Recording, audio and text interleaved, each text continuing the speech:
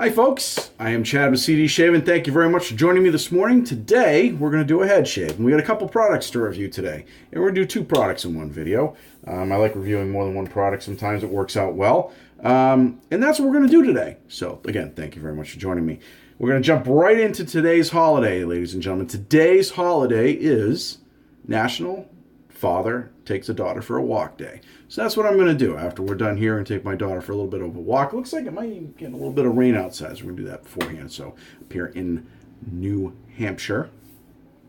So let's get right into it. We're going to be talking about the soap here. This is Mickey Lee Soapworks Souq. S-O-U-Q. Souq.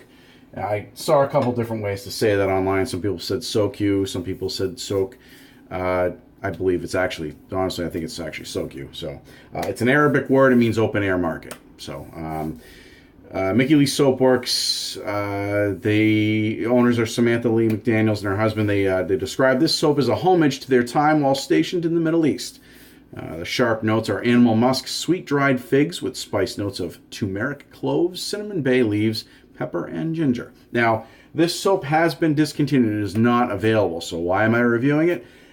Somebody gave me a sample of it, and I wanted to give it a shot. I just wanted to try it, see what I thought of it. So I just figured, I like Mickey Lee Soapworks. I did a review on two of their soaps, Agora Zarisma and Cape Verde, and I like them both. So you guys check out those videos if you want any further information on Mickey Lee Soapworks.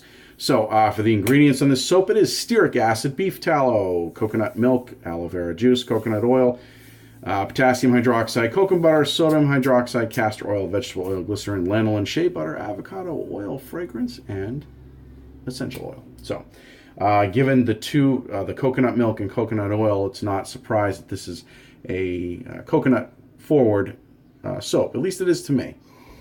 However, having said that, I've found that a lot of coconut forwarded soaps tend to smell like sunscreen to me, which kind of gets repetitive after a while. This is different. This does not smell like sunscreen to me at all. It's good. It smells good, but I can't peg it. I almost want to say it smells more like almost like a cologne version of a pina colada. It smells good though. So if you guys can get your hands on a sample of this, or reach, if you get if she ever re-releases it again, I highly recommend picking it up based on the scent. We're going to do the performance inside. I've tried the other two soaps by them, and I have no problem with their soaps. I think they work great. I like them a lot. So I'm going to assume that this will perform just as well. So the other thing part of the review today we're going to do is these blades here that I've been sitting on for a little while. Permasharp Super. Permasharp Super, these DE blades. I've not tried these. I heard that they come to us from Russia. They're made by Procter & Gamble. And I've heard they kind of rank somewhere between, depends on who you ask. I mean, their blades are so subjective, but it seems to rank somewhere between Feathers and Astra SP. It's like a little bit sharper than Astra's, but they're very smooth. So that's why I'm really excited to give these a shot. I'm always up for a smooth blade, but I do like my sharp blades. You guys know that. So we'll give this a shot here. I also have the pairing aftershave sample to go with the soap. So we get that going on. For the brush, we're going to be using the Maggard Razors Tuxedo Knot Synthetic set in the Evershave glow-in-the-dark handle here, resin. For the mowing of the head, we're going to be using Razor Rock German 37 slant bar fitted with that blade. Nice and perfectly aligned. So, all right. Blades heated up, towels here. We get the soap sample going on. Let's wet the brush. Get the party started. Hope you folks are having a good day. I was going to do this review last night, but I had kind of a busy night last night, so it didn't really happen. But that's all right. We'll get it done today. Get the brush wet.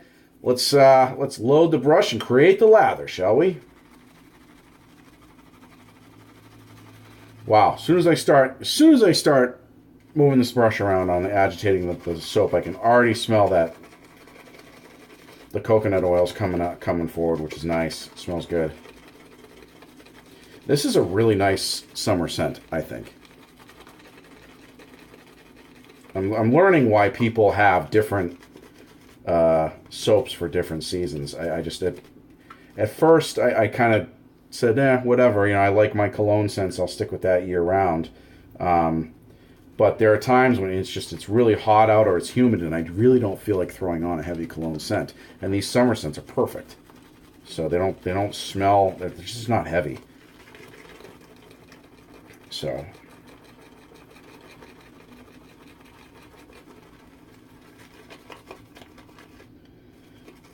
Wow, this is nice. I'm just gonna add a little bit more water because I put quite the hefty sample in there, and I just want to really work it in. I want to make this lather kind of explode here.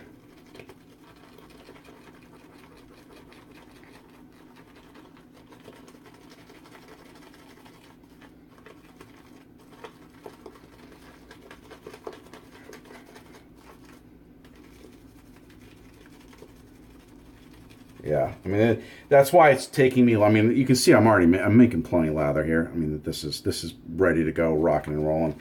I put a pretty hefty sample in there, and I want to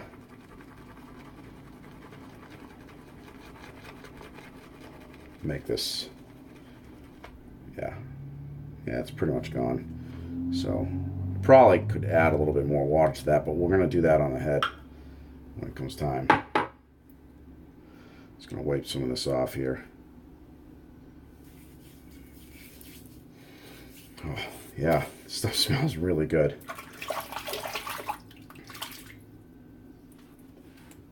Alum block. Get the alum block so you're not dropping the brushes. The thing is, nothing sucks worse than dropping a fully loaded brush into your sink of water. Let me just tell you.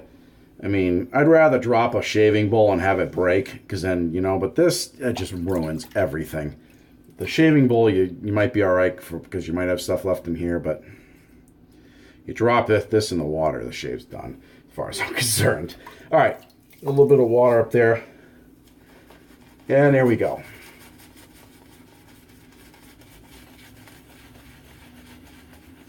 This brush is so soft. I love it. A little bit of water in here. Oops, that was probably a little more than I wanted, but that's all right, though. We'll work it in. We got plenty of soap on the brush going.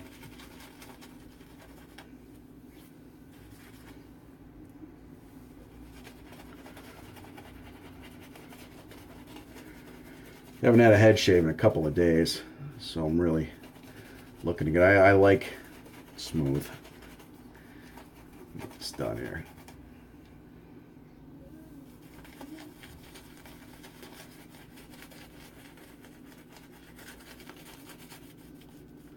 I'm going to do a face shave later on this evening, so I may do a video then too. I've got a couple other things I want to go over and some topics I want to address, so I just haven't decided which ones yet I want to do. So we're going to go that route, do the face shave later on tonight. All right, now ease of load. I mean, look at that. There's plenty in there. Let's say I still got the brush. The brush is soaked with this stuff. So let's go ahead and we'll start talking about it as we get into our with the grain pass. I'm going to hold that razor nice and steady. You don't need to push on the skin, just hold the razor steady. As far as the soap is concerned, my first impressions, the scent is definitely a 9 out of 10 as far as scent strength is concerned. The scent itself, as far as how it smells, it's a 10 out of 10. As far as the performance is concerned, a couple of swipes. It's typical Mickey Lee Soapworks performance. It definitely, razor's just kind of gliding over everything, which is what you want. I don't feel any irritation. Ease of loading was there, and I mean, I could see it get sucked right into that brush, which worked well. That brush is awesome for loading soaps. And once I got it in there, I continued to agitate it to make the The lather, that was no problem. I just had to dial in the water ratio with. I haven't used Mickey D's Soapworks in a little while because I've been doing a lot of reviews, and I had to, it's just like anything else. Everything, it's kind of like, to me, using different soaps, it's like driving different cars. So those of you that drive a standard, the release point in the clutch, or friction zone, whatever you want to call it, is different with usually different with every car. So you want to make sure that you have to learn. And if you haven't driven a certain car in a while and you jump in there and you go to use it, you might buck it a little bit until you get it down, and that's how this is. Soaps are the same way for me. Sometimes I forget how much a certain soap needs. I'll go to use it and think, wow, geez, this thing requires a lot of water, and then I'll think, oh, that's right. This company said that their soaps require a lot of water, and I've noticed the tallow-based ones do anyway, and which is not a big deal. I don't care. I'm just saying it's just the nature of the beast.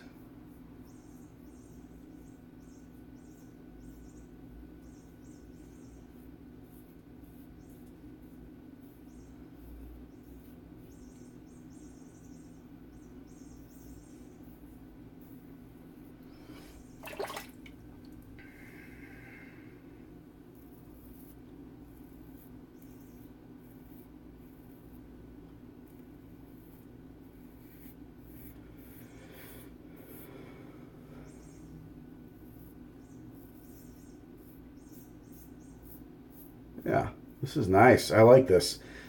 I really do like this a lot. So, I was thinking the other day, I was talking to somebody the other night about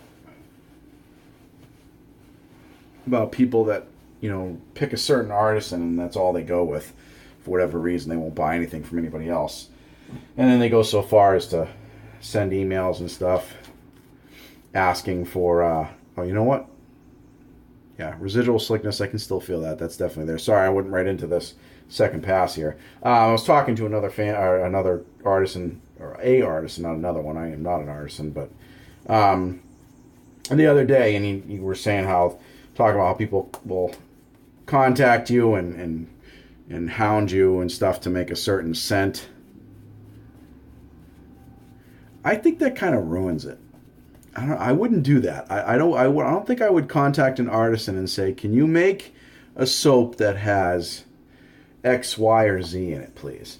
Or this or that. I personally would be more apt to ask for a specific theme. I like themes. I like Crown King and his other company, Phoenix, is also known to do this. They have like the jokes behind it. This particular one is Han Polo. Has the Star Wars hit behind it, and plus you combining it with the polo scent to it. So I like that type of stuff. I think that's cool. And I'm big on labels. I love the vintage labels. I think those are cool. I have actually purchased a soap before based solely on the name. I ended up liking it, but I wanted it just because I thought the name was cool. So,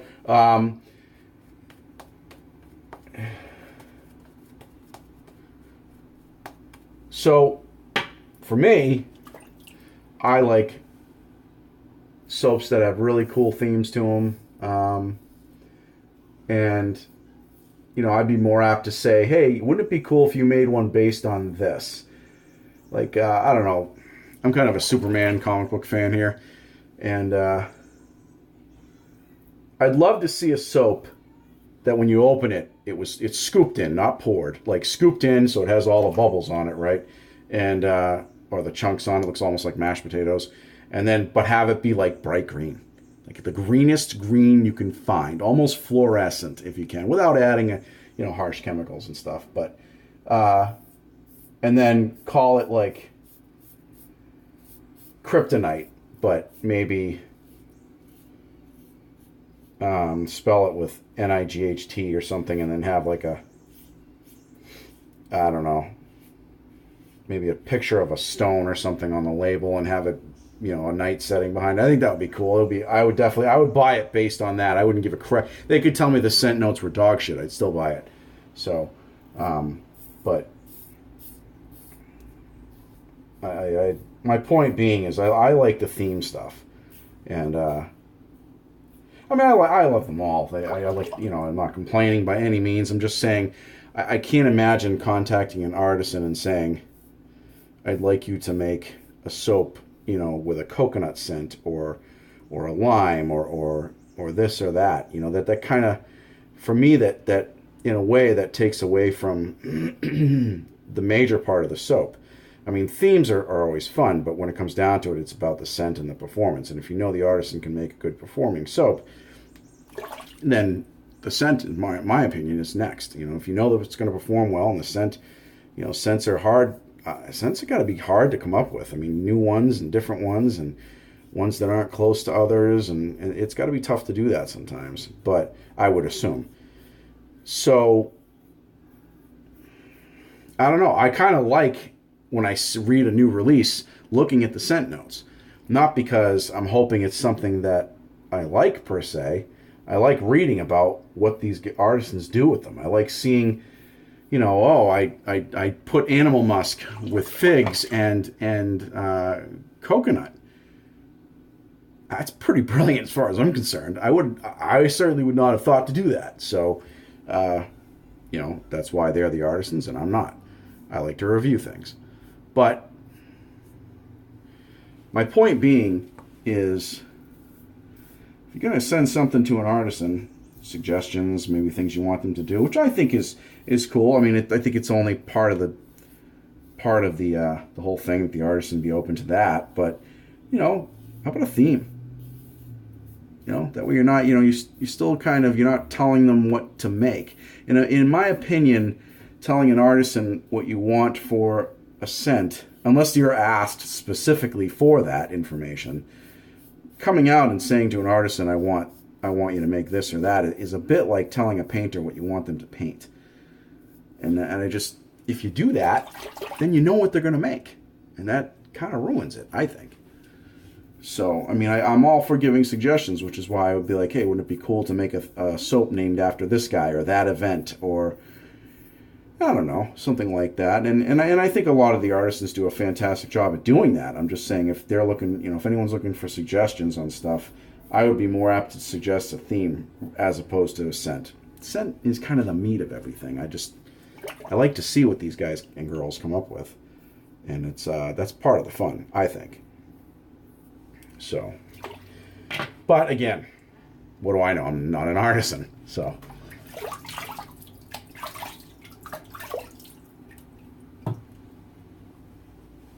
All right.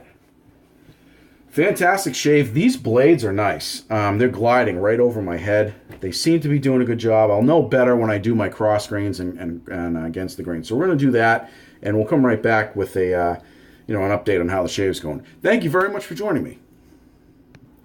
We're back. I just want to check in with you guys. I just did the cross grains and the against the grain pass. I'm going to do a cleanup pass and then clean up a little bit, and we'll get back with our final thoughts. But I want to let you know, when I went to do that against the grain pass, in regards to the blades, I hardly had to do it. I mean, I feel a little bit of pull here I'll have to do for a cleanup, but I always have that right here. Everywhere else is just super, super smooth. So I'll let you know how it goes on. I usually, if I'm going to get blade irritation, it's going to be any time now. So we'll see how it goes. I'll do the cleanup pass, let you guys know. We'll be right back. So thank you. Okay, we are back. The shave has been completed. Did a little bit of cleanup here. We took care of the brush, put that, dried that off, put that away. Razor's taken care of for the post-shave balm, which I always use, by the way. Not always this particular kind, but I'm really getting into using the post-shave stuff as far as the balm's concerned. I almost always grab a post-shave balm. I find it just really helps with hydration and so on and so forth. So it gives me less of a dry feeling and my head doesn't get as itchy. So we went with the Nivea post-shave balm for sensitive skin.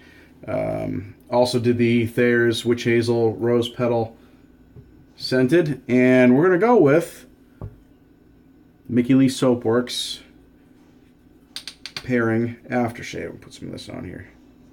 Oop, that was probably a little bit much. Ah, well. just a little bit of a sting there. So that means those blades were a little sharp for my head, but and that's saying a lot because that means my head's usually not that sensitive. But well, that's interesting. When I put this on, I can really smell a fig now. But when I put it on initially, I almost got a smell of melon. It was like almost like a cantaloupe in a way initially, and then it changed right into fig. But it doesn't smell bad. I like it. So anyway, if you folks are able to try this or get your hands on any, I highly recommend giving it a shot. Again, that was Mickey Lee Soapworks Souq, or Souq, however you want to say it. I believe it is Souq. We also went with the Permasharp blades. These blades are great. I really like these. They are super smooth, but they are very sharp. So I agree with some people's evaluations that they're between the feathers and the asters. They're kind of right in the middle there. I don't have any irritation. I just a little bit of stinging when I threw the aftershave on, but whatever. I mean, I definitely have the DOP status, Dome of Perfection. So I will reach for these blades again.